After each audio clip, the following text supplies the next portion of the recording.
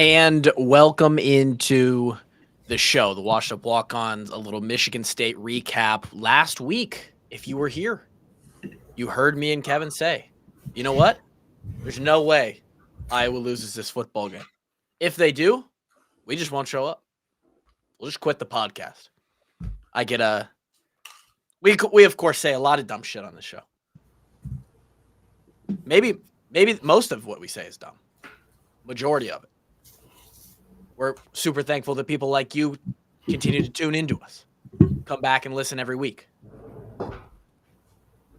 It's late afternoon on Saturday, and I'm sitting there, and I don't like to be on Twitter during game days. It's too toxic for me. It's too much. Stimulus overload. I'm already watching the game. I'm already processing it in one way. I don't love Twitter, but I did hop on. I get a tag that says, "Well, Kluve, it was great. You guys ran a great show. You said that you'd be done, and it looks like it's heading that way."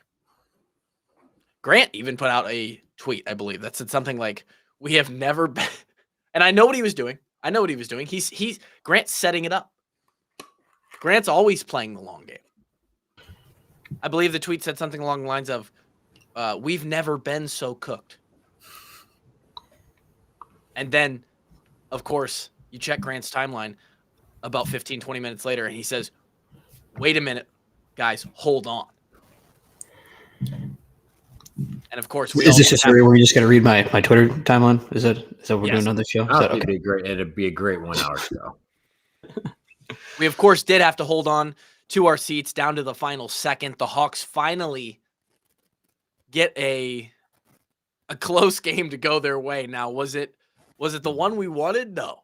The 0-7 in the Big Ten Michigan State Spartans certainly was not the game that we thought we would have to bring down to the wire and win that one at the buzzer. But we did.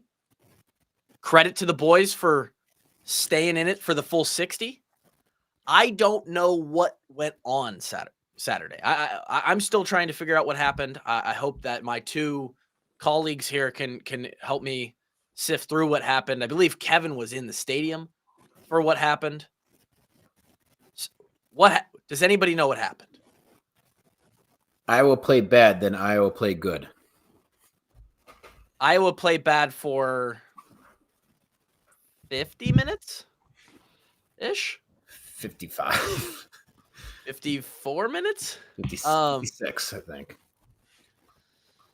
Outside of Caden Wetjen, who I believe laid a claim on Twitter this weekend, and I will stand my ground firmly, that I think he is, all things considered, only talking about the punt game, or the punt and kick return game.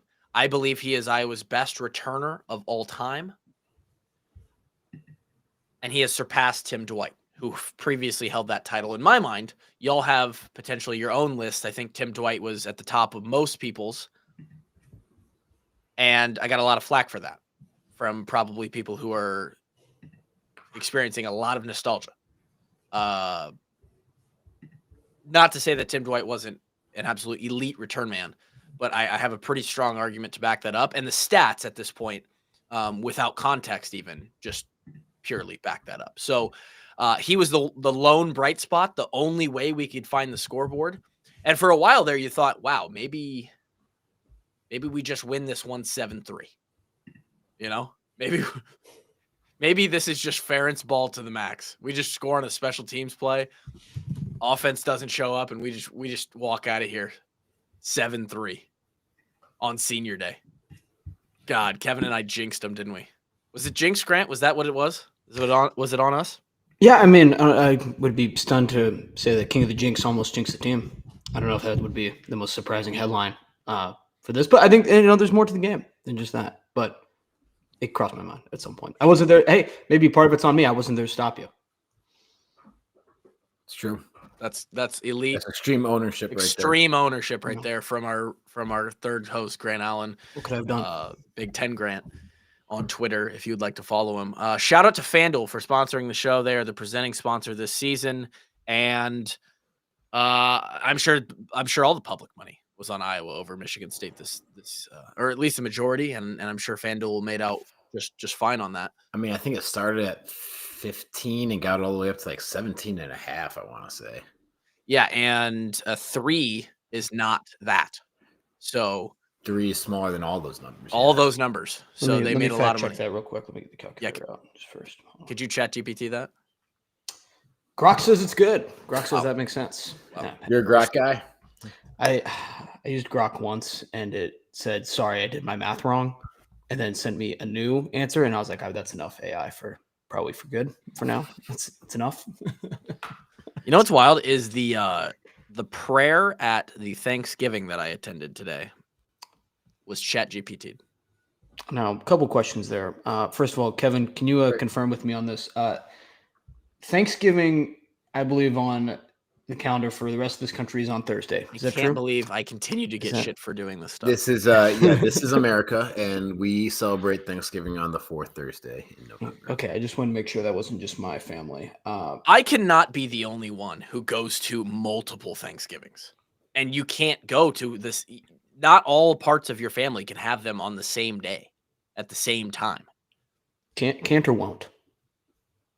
I don't decide. I do know people who go to 2 Thanksgivings in the same day. It's possible. And I have done that as well if it works out, but I'm not the one scheduling these. Now, Kluver, you must now also realize that you are a grown man and father of 2. Uh-huh. You are allowed to host Thanksgiving now. Ooh. And say, hey, Thanksgiving's at my house. You can bust out the old the white foldable table too. You want to see me? Out? Come to my house. We got Gray's. We got Gray's Catering. Sponsored by Gray's. And that's why I have you guys. Not worth a shit when challenging me on my Thanksgiving meals, but on a segue to an incredible ad read for Gray's. Gray's, as you guys listen to this right now, I will get back to you too, by the way. I'm gonna fucking tear you apart. The beautiful people at Gray's are doing a Thanksgiving meal this year. They've probably done it in the past as well. I know they have, because in the note, Pete said that Mary Ferentz serves this at the Ferentz Thanksgiving every year, which I'm sure is on Thanksgiving, or is it? Because they're in Nebraska, so probably not actually, huh? Guys, weird. Well, I'll have David ask at the press conference. Just, hey, when's Thanksgiving? Yeah, that's a great question for and David. He'll be like, well, it's probably when does the probably Ferentz on family Thursday. celebrate Thanksgiving? I'm guaranteeing you it's on Saturday, of which I'll have another Thanksgiving on Saturday, and I'll have one Thursday. So you're doing 2 Thanksgivings, and none of them are on Thanksgiving? I'll have one on. I had one today. I'll have one on Thursday, one on Friday, one on Saturday. Okay, I'm just curious. How do you do 4 Thanksgivings? Why are there 4 Thanksgivings? My your side of the family and your wife's side of the family. That should be about that would make a ton of sense. Yeah, but there's 2 sides to each one of those families. Hmm. If you go up one generation. So today was my wife's mom's side in one part of Nebraska. Shout out to Beatrice, Nebraska, and all of that side. Shout out Grandma Nelvy. Mm-hmm. Okay. On Geneva Thursday of the West. On Thursday, we'll do her dad's side in Omaha. We'll go back over to that side of the state. A lot of Nebraska stuff going on this weekend, right? So we'll go to her dad's side. Completely different side of the family. Completely different set of 20 to 30 people. Then on Friday, the day after that, we'll do my parents' Thanksgiving, my mom's side, which is a very small get together, and then on Saturday, my dad's side. I will do all 4 sides of our parents. And yes, I know what you're people there sitting there saying, why would you do that? Because I fucking love it. Because we make an effort, baby. We're those people with 2 small children. We'll be there. You're hosting, we'll be there. I mean, I didn't come here to be yelled at. I have no idea what all the. I didn't either. You guys came at me for doing more than one Thanksgiving. I don't know what all this. Shout out to Gray's. They're doing a Thanksgiving. They've got some 48-pound turkey. I'm sure that they're going to serve you. It's not that big, but it's big. Turkey, gravy, mashed potatoes, stuffing, cranberry sauce, dim sum, green beans, street corn, king Hawaiian rolls, honey butter, and homemade strawberry jam. Sounds excellent.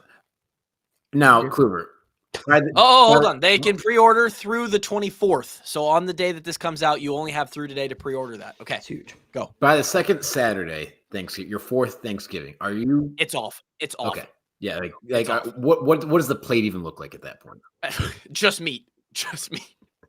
You can't. I mean, maybe one small scoop of mashed potatoes. Here's my follow-up question: are all four of those families serving basically the same Thanksgiving, or does one family like, hey, we don't do turkey, we do tenderloin or something like that? You know, some people out there don't like turkey. I think it's a crazy. Sure. Thing. You cook Yeah, the we turkey actually properly. It's a delicious meal. Chef's kiss on the turkey if it's done well.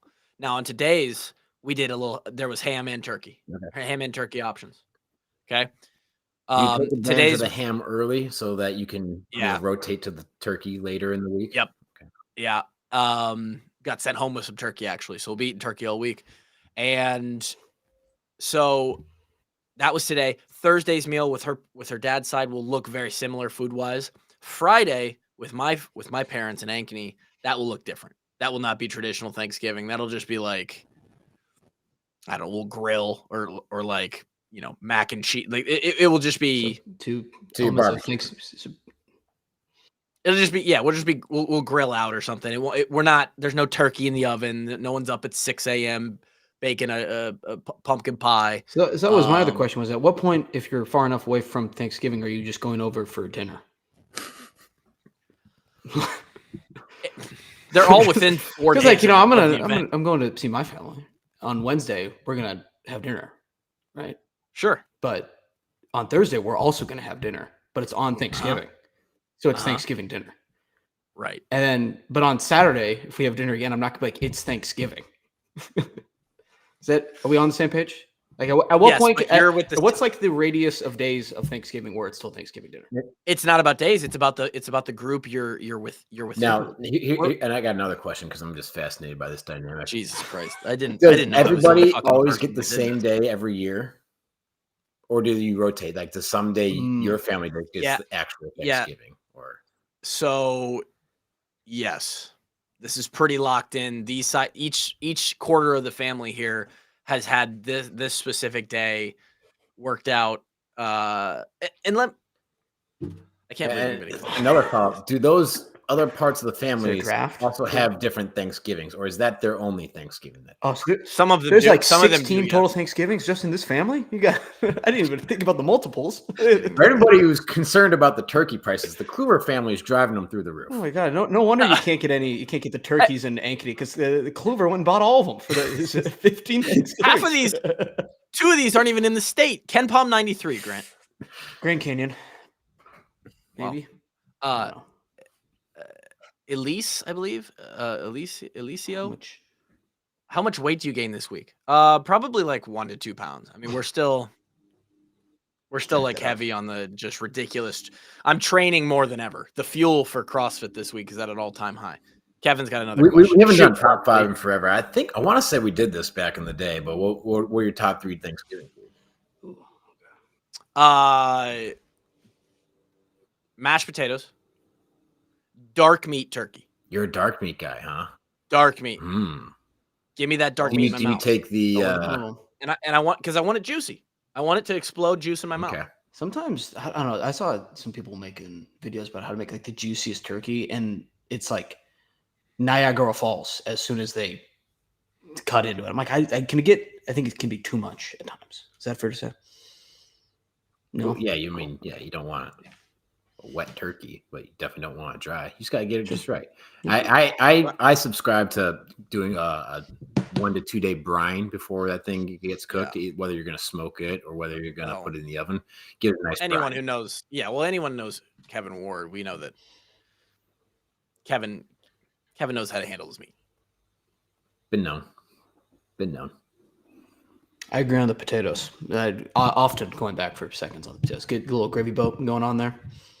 I personally, and this is an adult version of Tyler. Corn has really made it's had its moment in my life. Just straight corn on the cob, corn bread, corn casserole. What are we doing here? Just straight. Yeah, I would prefer it on the cob. It's usually loose, but I never liked corn until I was 24 years old, 25 years old. And then all of a sudden we're at the lake one summer and there's corn on the cob. And I'm like, yeah, sure. I'll have some just to be respectful. And I start eating it and I'm like, holy fuck, that's good. It's kind of like your peanut butter episode that you had in college, Kev, where you just didn't like peanut butter for like 9 months. Yeah. That was and then weird. you came back. Yeah. And then you came back around on it. You're like, okay, the taste buds are, yeah. I forgot about that. Kevin had like an unknown cancer that he just got through for 9 months that affected his taste buds. Yeah, weird. So even the best corn though can only was it be the same 9 months that we couldn't not speak like KF? Oh god, I think that was only 3 months, but it felt like 9 years. Like a long time. Like I'll update Who did I you tell? guys on this right now. You still do that, so I don't know if that ever went away. No. Anytime Kluver and I were having a conversation, every time, every single word came out in a KF for 3 months. Did you like forget what you actually sound like? You had to like go, Yes. go remind yourself like, oh, But this it's is like, Kevin you Ward's go actual talk to voice. somebody else and you snap right out of it. But Dude, it was ridiculous, man. I felt like I was in a twilight zone. It was like we would talk to each other, and then I'd like go back into my room and be like, God damn it, why am I doing that? Shut up. Okay, making a fool of yourself out there. Back to the original question, Kev. Yes, we probably should do a top 5. We should get more into the top 5s. We really slacked on that last off season quickly approaching, by the way. And scary. By the end of the week, man, like today was a good meal, right? I did it all. But then you get to the end of the week and you're like, can I not? Do I have to? Like, And you want to know what? My family, just because there's so many people and like we're just this would be my dad's side. My grandpa just rents out a room at the Pizza Ranch, dude. Great idea. That's a great idea. Yeah, and I love it, dude. Little fried chicken. That's the second Saturday. Mm-hmm. That is the 4th and final Thanksgiving. Yes. Some families are free to do this, but we've done it a couple times. Just go into a restaurant that's like we have Thanksgiving dinner. You got no dishes the rest of the day. They still got all the desserts. Maybe you do pie at home or something. Pretty great. It's not bad. Yeah, it's not bad at all. I gotta say, when you don't have to do any of the work, it's because that was another question. You're like, yeah, Kluver's running these people out of. There's no turkey. There's no like. We're broke because we're spending all this money on things. We don't spend a dime. These are hosted by 4 other people, and I do understand, Kev. We are going to get to that point where we are now the house where it's like, okay, why don't you guys do it? You have a home, you have an oven. I mean, yeah. Eventually, your parents are like, yeah, I'm not freaking hosting that. We're done with this shit, you know. But for now, that's what it looks like. So it's going to fall on you. Yeah, and you know what? In a month, when we're having the same conversation around Christmas, I'll be at 4 Christmases too. I just want to let you know. I just want you to no, not the movie, but that's a good movie. It's a great movie. Unbelievable concept.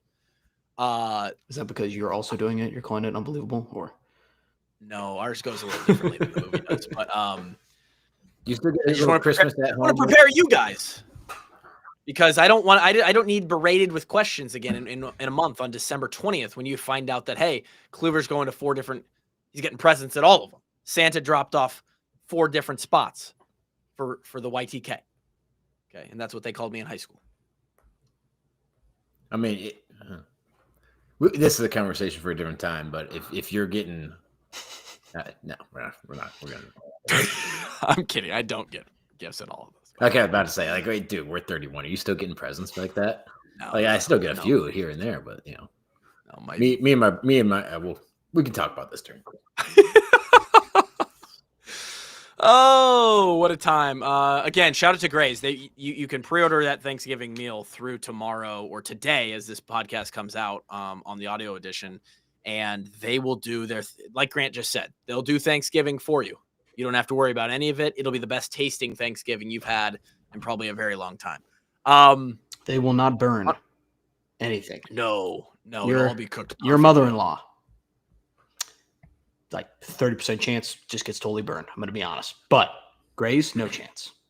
I think what that opening story of 20 minutes of me describing my holiday tradition looked like for a lot of people was jaws open because there's so many people who just can't even fathom going and seeing every single family member they have in a span of a week. Well, it's more I don't know. It's if you are lucky enough to live in a span where everyone's even within a 4-hour range of each other.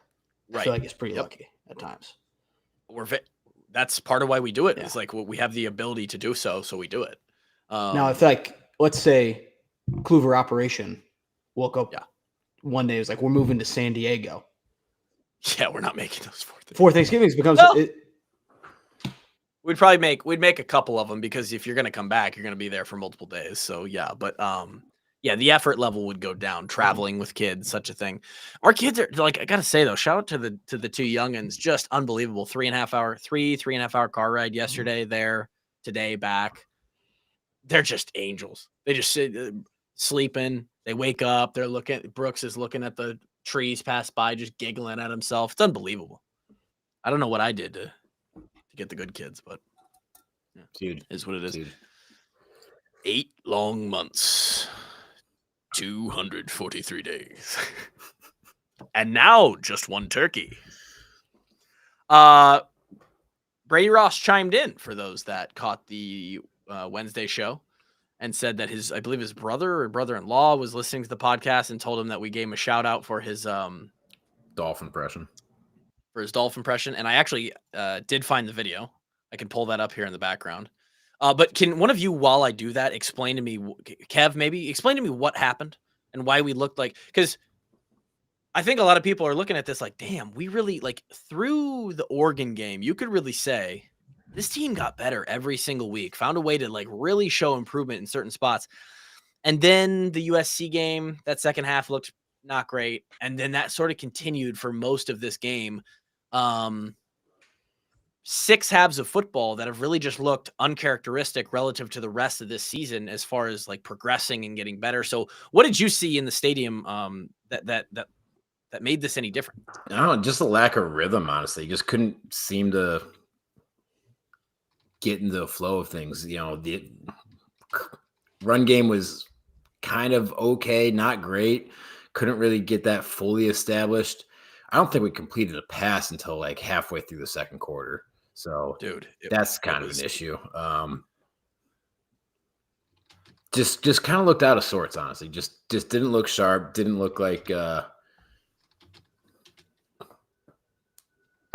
just didn't look like they had their shit together that first half. Yeah, honestly, extending into the third, fourth quarter. I think Gronowski had like 3 completions for 22 yards in the first half. It was abysmal. Yeah, the first one was like a screen pass too, I'm pretty sure. It was so bad, and I just don't know. It was hard for me to.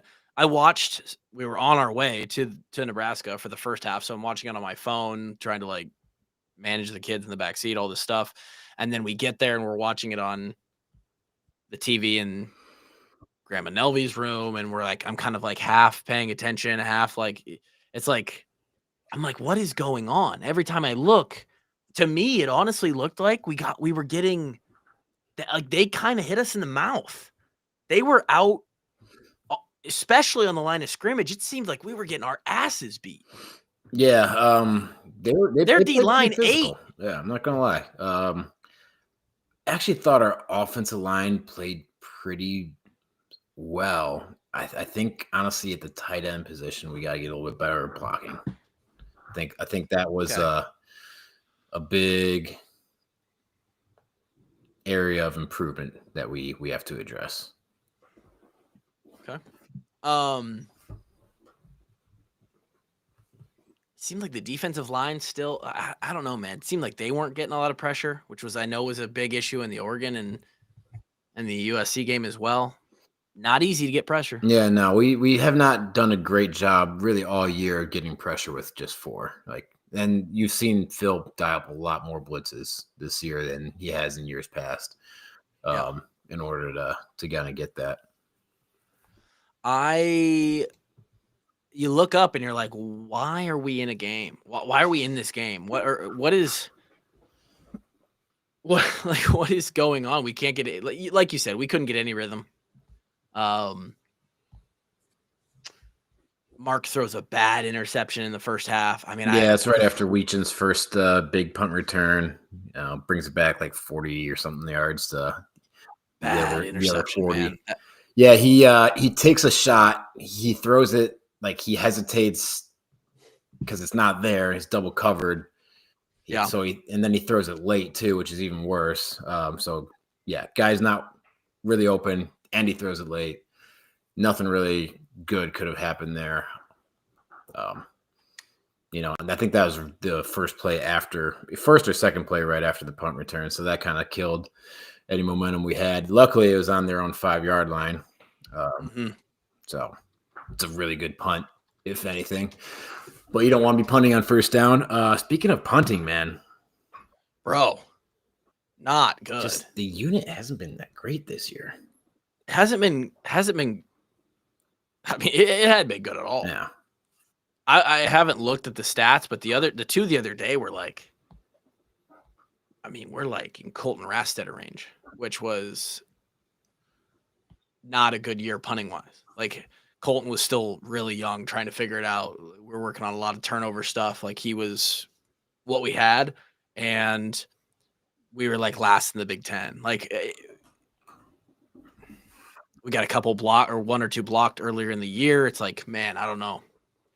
Some uncharacteristic stuff just for this football team. It seemed like on a day where like we're talking, and I don't know, maybe you've got 28 seniors, a ton of people who are playing important roles as an older guy, and they were distracted. I don't know. I know it wasn't like they couldn't get up for this game. That this group just doesn't seem like that group. And a lot of times the effort did seem fine. Michigan State maybe just looked better. I think they figured a couple things out to at least compete over the last couple weeks. But man, it was looking bleak there for a while. We could not get anything going. And then, it's not like there's a ton to recap here. We got towards the end of this ball game. What's the score? 17-7? 17? Yeah, 17-7. It's 17-7 late in this game, and I was in a dark place mentally. It was a dark place in the stadium, man. The offense couldn't get anything going. You got people booing. Honestly, kind of rightfully so.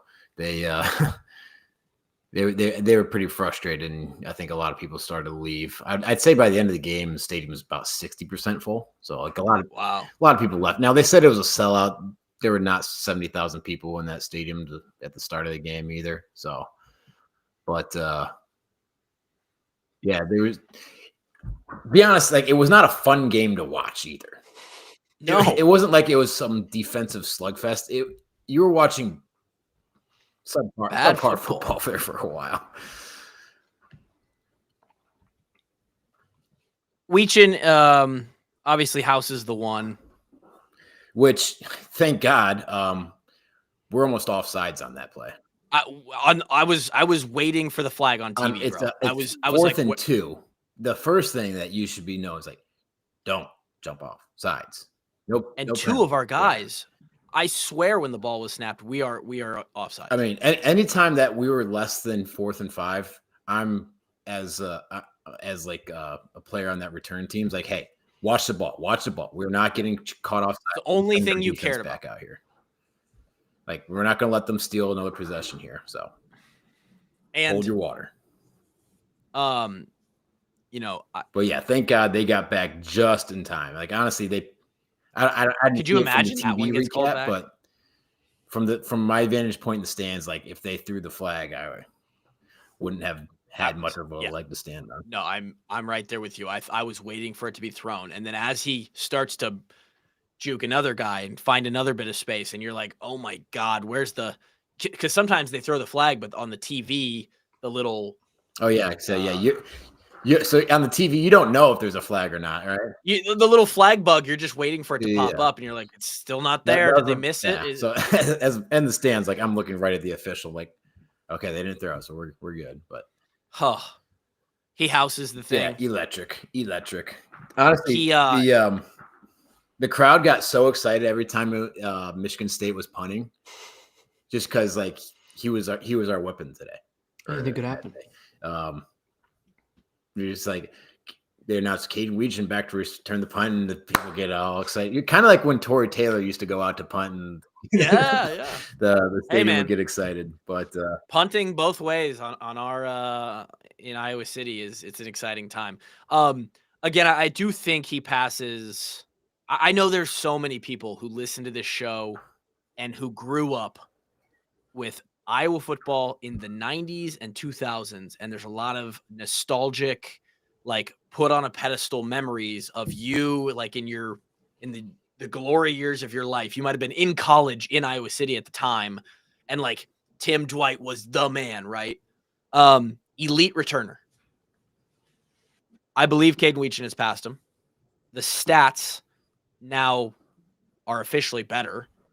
He should have already been one ahead touchdown-wise. There was a bogus flag thrown on a return he had last year that didn't affect the return at all and took one away from him. That would have made 7. This was 6. Tim Dwight had 5. And this is only as a returner. I understand that Tim Dwight had Heisman votes. He did a lot. I think he had 600 or 700 receiving yards and a ton of catches and touchdowns offensively when he was, in his senior season, I believe. He did a lot. He was a better receiver than Wetjen has been statistically. All the stuff, I'm telling you that what Wetjen has done in the era that he is doing it, and Kevin can speak to this too, when spread punt became a thing, it changed the game for punt coverage. It made it a lot easier on the punting team to spread out and get guys in coverage, form a net. Returners did not like that when that happened. And I also believe that another sort of step up in the punting game in college football is when, even if they don't have an Australian punter, people started to implement the rugby punt. Mm-hmm. And they started to, because that's what the spread punt allows you to do with a shield. You can move that shield. So you can now just hold it. And by the time you kick it and get it down there, your return guys are sitting in the lap of the returner. Mm-hmm. The opportunities in 2025 to return a ball are fewer. And when you do get a chance, the field looks a lot different than it did coverage-wise than when Tim Dwight was looking at coverage. Back then, you were relying on 2 savage gunners to go down and chop him down. Otherwise, there was a lot of room. The core was going to be 20 yards away from where the ball was being fielded. There was a lot of room. And Wetjen has done this. He has more yards on less total returns, kickoff, punt combined. He has the highest Big Ten return average in history, a record that has been held since 1942, when the guys chasing after the returner had to go and, fix toilets as a plumber that night after the game. And he's probably going to break that record. He has 2 games left. And he has more touchdowns, and he's doing it in an era where it's just different. I know that hurts. I know that in a lot of people's minds, Tim Dwight's the guy. He'll never be topped. I'm just telling you as someone who was around the punt game for a while and who understands the differences between the old pro-style punt and the new rules and what that allows a returner to do. I believe Caden Wetjen has passed him as the best and potentially in the conversation of best returner of the Big Ten all time. We've been – I think I'd agree with you, especially given the point that you're making about the spread versus pro-style punt. It's so different. But we've been really quite spoiled in the punt return game for the last, decade. Going back to Desmond, I think we've had just Micah Hyde. Micah Hyde too. Yeah, we've had a string of those dudes back there. I don't know who it was before Hyde. I'm sure somebody else that was a little older in 2008, 9, 10 could tell me. But I know it went Hyde, Desmond King. I think our senior year we had Vandy did most of it. Vandy, and shout out to Vandy for going back there and doing it. We had to have somebody who had the nuts to go back there and do it, but he was not on the same level statistically or ability wise in the punt return game. And then we had Gronewig in there for a year, and he kind of balled out on a few returns. We had Charlie Jones next. Charlie Jones, Amir Smith-Marset, Coop, and now Caden Wetjen. I mean, it's just name after name after name where you're like, oh my God, we can't kick to that guy. This is another, I totally understand this. Dino Chef 85-68. Tim Dwight did it in the Super Bowl too. I get that. We're strictly speaking in the black and gold. I understand that Tim Dwight went and had a career in the NFL. That doesn't count, right? When you're talking about who's the best college quarterback, you don't say Tom Brady because he went on and was a 7-time Super Bowl winner. That's not how it works, right? So who is hard to be like quarterback? best college quarterback ever, Cam Newton. Cam or Burrow. Cam's 1 year was insane. Okay. If you're going to go from a career standpoint, though, what are you going to choose? Career? Yeah. You might have to go back further than that because nobody plays for more than Leinart. I was going to Tim Tebow probably. Career? Okay, fair. Back-to-back natties. He's gonna throw like Vince Young maybe up in there, or But how long did Vince? Did he? Ty Detmer sneaky has a stupid amount of yards. Namesake. That is my namesake. I was named after Ty Detmer. Oh, okay. BYU, correct? Yep. BYU. Mm-hmm. Shout out to the Cougs. Cougs. Not getting enough respect to BYU Cougars. I feel like right now. I feel like they're good. Speaking of other teams, could you bring up the betting recap, Graham? Sure. Could we go over that quickly? Yeah, go ahead. Where Joe Montana? I'll allow it. Did he have a great college career? I don't have Joe Montana's college stats off the top of my head. I know he was good in the pros. I can't say I watched a lot of Joe Montana college games live. Yeah, I mean that was back in the day where there was only one per week. Oh, this is me. Gary. I did not have a good week. 2, 4, and 1. Kind of all over the place. Maryland made me believe and melted down. Penn State, easy. Obvious winner against Nebraska. Never a doubt. Pretty much controlled it the whole time.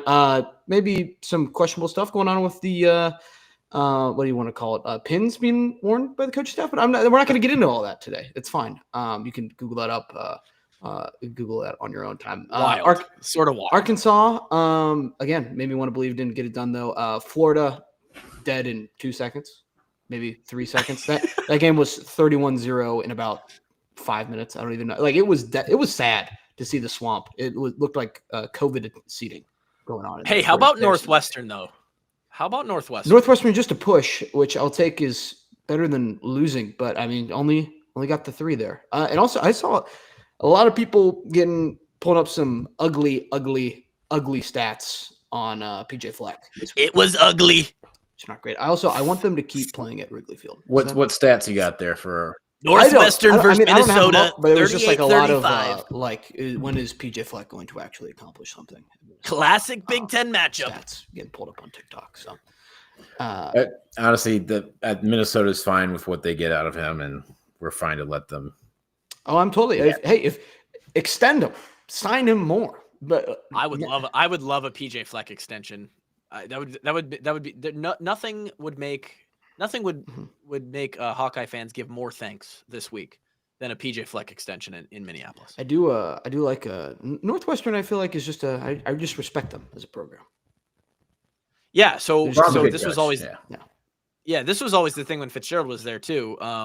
Exonerated, by the way. Needs to be coaching somewhere. Yeah, he's going to get paid this offseason. Going to get Happy paid. Valley. I still think he would murder. Probably not a great term for that for them. I think he would do very well there. I don't think the optics are good on the whole. No. Probably not the spot for him, but somewhere else. Arkansas. Kevin can maybe echo or non-echo me on this. I always saw. When we were in the program, Kev, Wisconsin, Iowa, Northwestern as the same football team, just 3 different tiers.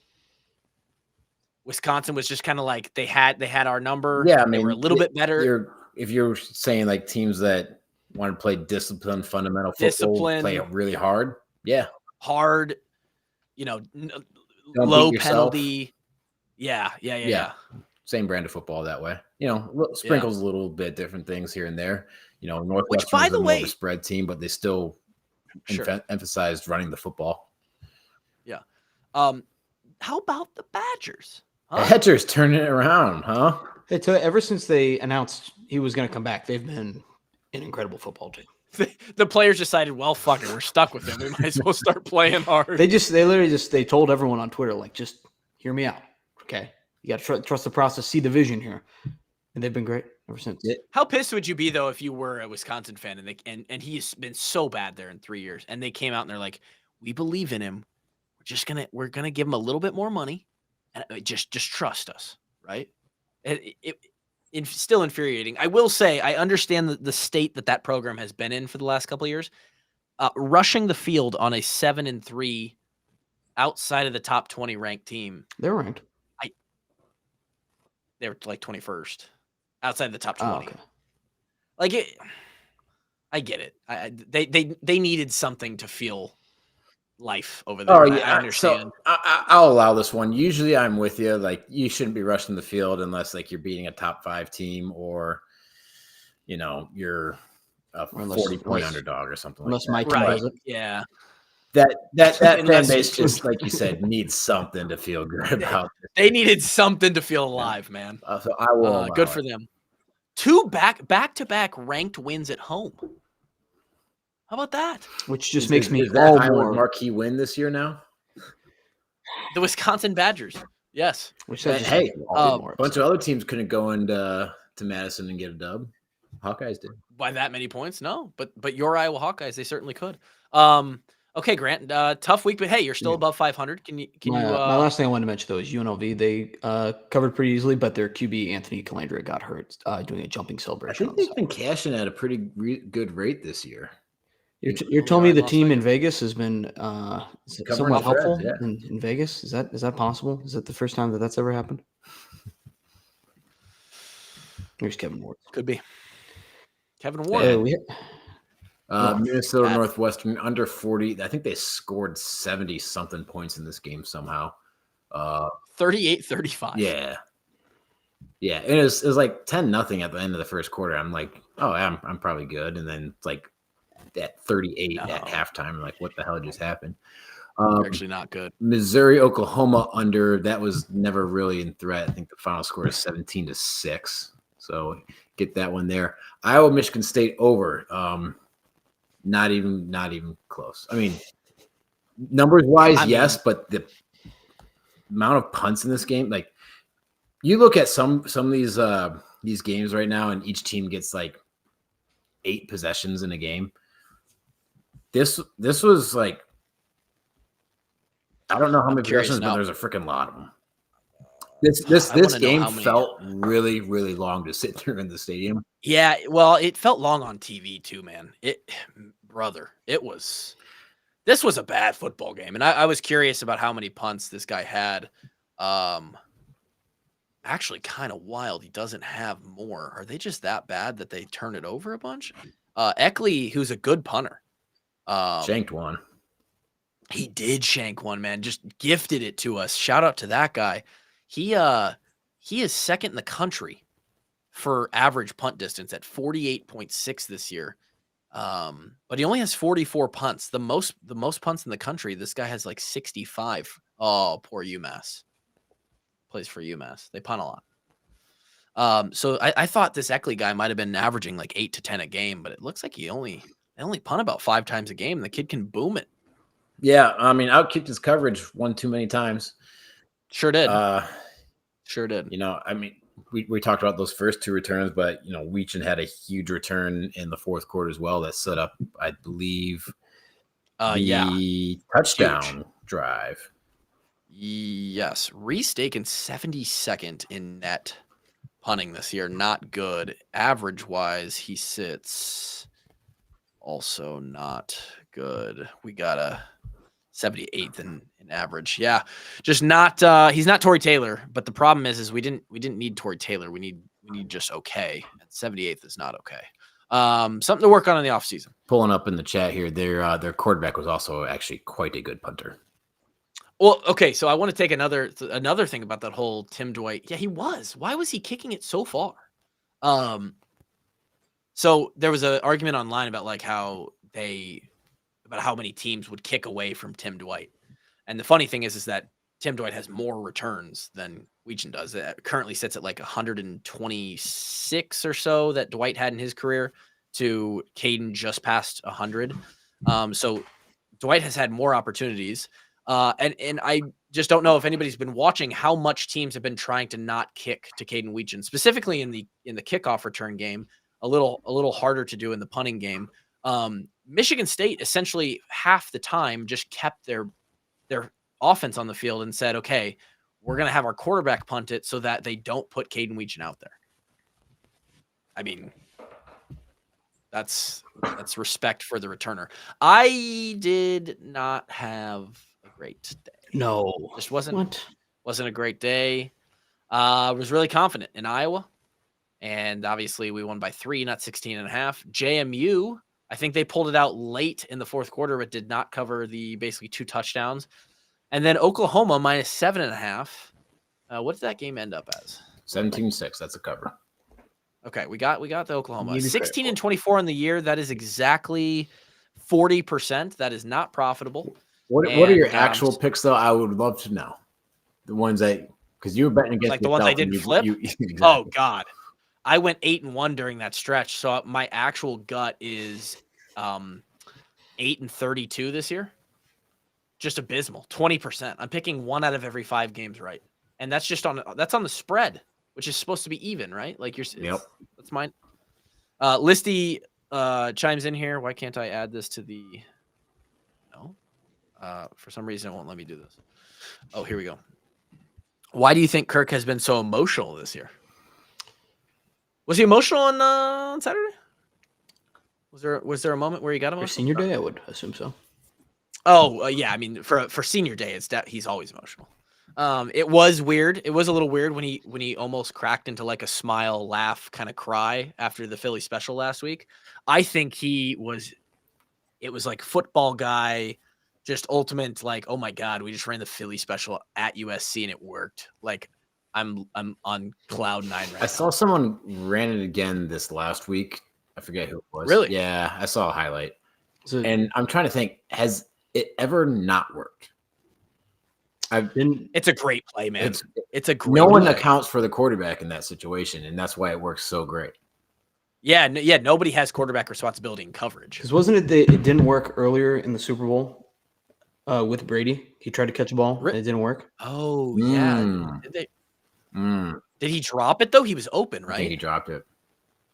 If you guys saw, Jameis Winston scored a touchdown today on a receiving touchdown. I did see that. Shout out to J-Dub. Breaking multiple tackles on the way to the end zone.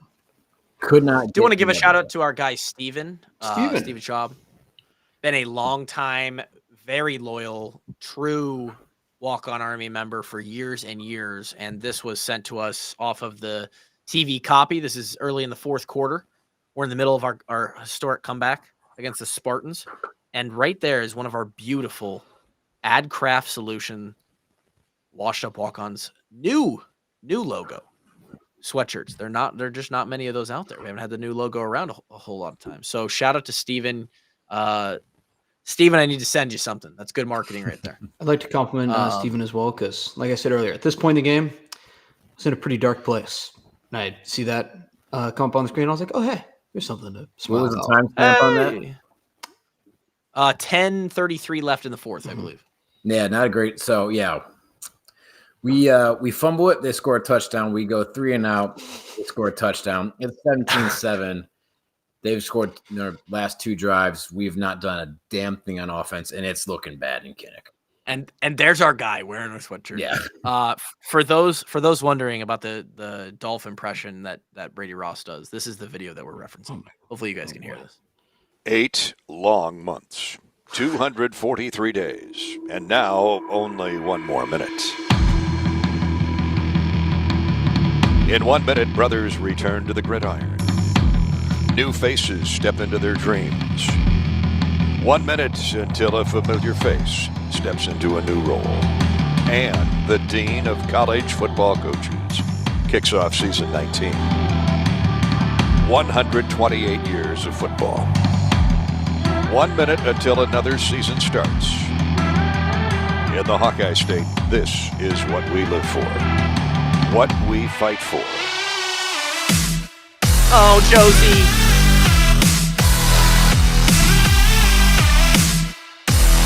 Eight months, 243 days for right now.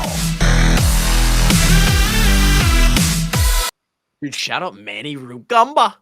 That was Rugamba in that last Got clip. that Rugamba. This is just a Josie Jewell highlight video. He was Yeah, look at this guy. Look at him pounding this guy into the ground right Yeah, now. that was a lot of them back then. Yeah, there was a lot of Josie Jewell. He was most of our team. A lot of names, a lot of faces, a lot of storylines in that opening video of 2017. That Average year. Not a great year. Rebuilding year. We were young. Is anyone anyone notable on that Wyoming team? You guys honestly, yeah, it was honestly, yeah. There's yeah, pretty MVP, good Josh Allen there. Who is that? I don't know, but Josie bitched him down. He like drug him down. I don't know. He wouldn't say bitched him. Like he was a fight to drag down. It was. He was. It was very interesting. I don't know if there's ever been another example of when we played a team that was just not nearly on the level that we were, but you could tell as an individual, you're like, oh, that guy is going places. Because when the ball came out of his hands, you're like, oh, that's an NFL. That's what an NFL quarterback looks like. And going into that season, I think it was like we were at the hotel on Friday, and someone's like, yeah, this quarterback's supposed to like go first round, right? And I was like, wait a second, because I didn't know the game plan. I didn't give a fuck. I had no clue who we were playing, right? And I'm like, no, we're not. Wyoming doesn't have a first round quarterback. And they're like, yeah, this guy's like supposed to be really good. And then like watching all game, his receivers were dog shit. but he was really good, man. Like Josh Allen was great. He got his jersey retired this weekend. So I did see they brought him back and had a little ceremony for him. Someone saw that somebody just scanned that QR code. That is the holiday merch QR. That is only available through tonight. It may or may not. I don't know when they'll close it down. It's supposed to end tonight. You might have a chance tomorrow as this video comes out on a Monday morning to get on that holiday merch. You have last chance right now. And if you're a Patreon member, use your code for the discounts there.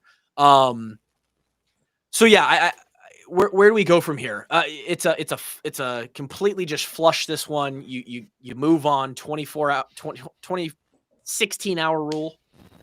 Great. We got the win. It was ugly.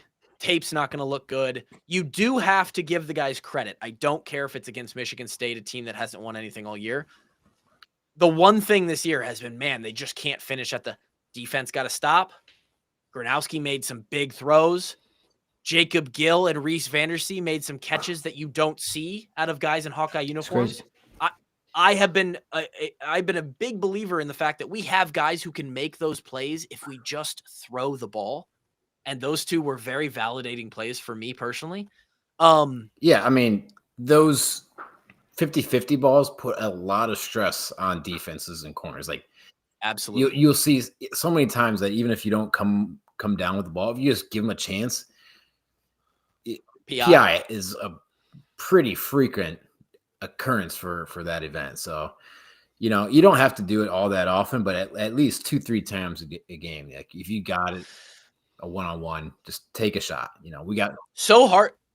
You can talk about this too, Kev. So hard to intercept. Like the interception rate is low because it's usually on a rope and it's in the middle of the route where before the guy even knows it's been thrown, he has to try and deflect it or guard the receiver instead of like trying to pick it off. Yeah, I mean, if you have man coverage, fun fact, most interceptions come from zone coverage, not man coverage. Right. Yeah. Coach Parker actually talked about that early in the year when we didn't have any. This year. So yeah, if you're throwing a one-on-one deep ball to the outside, the interception percentage is pretty low. If it's a somewhat decent ball, even if it's contested, the receiver should be able to play defense himself, right? So we do need to see a few of those a game. But just going back to the game, yeah, it is a dark place there at the start of the fourth quarter. But shout out to the guys, they responded. They got points on the board. They got a field goal. Okay, we made it one score game. And then the defense, after giving up 2 touchdowns in a row, pitched a shutout. 3 and out, 3 and out, 3 and out. 4 plays, punt. They came to play when it mattered most. Offense, they got that field goal, then 3 and out. Turnover on downs after the shank punt. But came back, got the touchdown, got another field goal. Just did enough. Just did enough when it mattered the most. And Wetjen had 2 big returns. Drew Stevens steps up at the buzzer. Like happy for a him. Lot of guys. Cool yeah, I mean, it's a crappy win versus a crappy team, but it honestly makes the season. It drastically alters how you view the season. From a 7-4, potentially 8-4 team who lost 3 damn close games to damn good teams to, okay, are we going to be a 7-5 or a 6-6 ball club? Like we really this was a below average season, So, Question here for you, Kev, is who was the hardest guy that you had to tackle? Saquon Barkley or Christian McCaffrey? Retweet. Yeah, I don't even know if there's anyone else worth mentioning. Going into the game, what was his name? The Michigan guy. He was like, he did Jabril everything. Peppers. He was hyped up a lot. We blanketed him pretty good special teams wise. Yeah, I got double teamed all game that game. I hardly got off the line of scrimmage that game.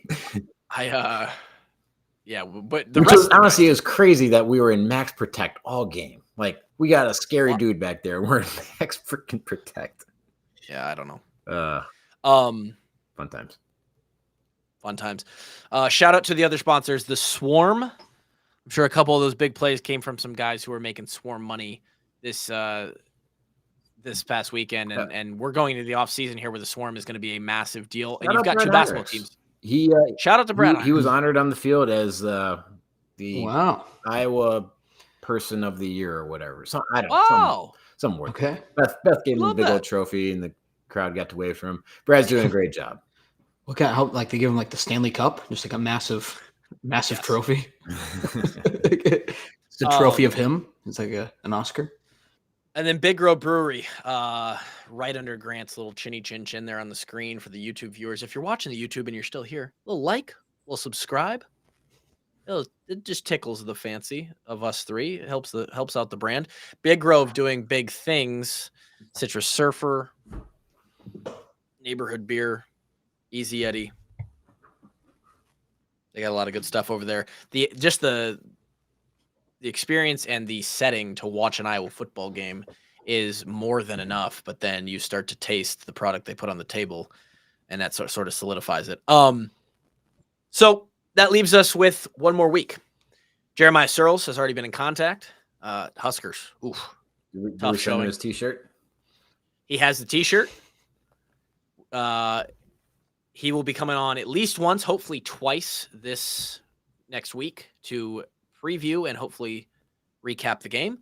And the Hawks have a chance to get to 8-4 against a schedule that was probably the hardest they've played in a very long time. And that's a opportunity to maybe get it to 9-4 with a bowl game.